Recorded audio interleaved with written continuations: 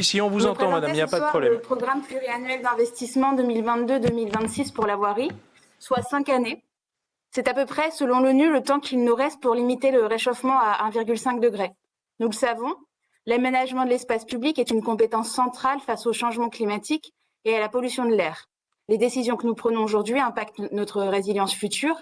Vous le rappelez en contexte, dans ce domaine, nous nous devons d'être au rendez-vous des enjeux de la transition écologique. J'ajouterai que nous nous devons d'être également au rendez-vous de la justice environnementale en protégeant notamment les plus vulnérables d'entre nous face à la pollution atmosphérique. On sait que notre région est particulièrement touchée. Nous soutenons bien entendu la métropole dans son action de conservation et de sécurisation de notre patrimoine. Nous saluons également certaines impulsions décrites dans ce PPI. Je pense à l'accompagnement des communes dans le développement de la ville à 30, un levier essentiel pour mieux partager l'espace public, ou encore à la volonté de végétalisation de l'espace public. L'un des points saillants de ce document concerne les infrastructures cyclables. Pour reconquérir la qualité de l'air, nous devons rééquilibrer l'usage de l'espace public. Ce principe doit s'appliquer à toute nouvelle requalification de voirie.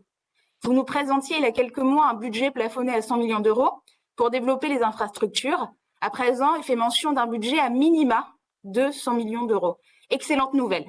Comme le rappelait mon collègue Stéphane Bally en juin dernier, 100 millions, c'est le montant voté par la métropole strasbourgeoise qui compte 2,5 moins d'habitants que notre métropole.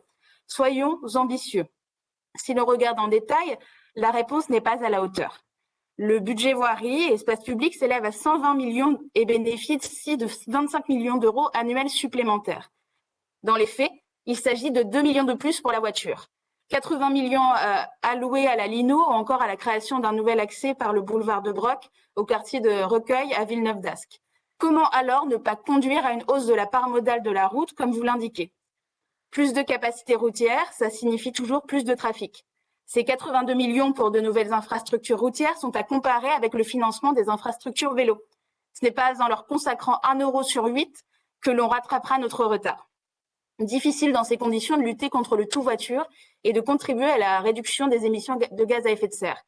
Nous aurions voulu voter pour un PPI de nature à impulser de véritables changements de comportement en matière de déplacement, mais en l'état, nous ne voterons donc pas pour ce PPI qui ne nous semble pas à la hauteur des enjeux considérables auxquels nous faisons face. Une nouvelle charte de qualité de l'espace public est évoquée dans ce document et elle est en cours d'élaboration.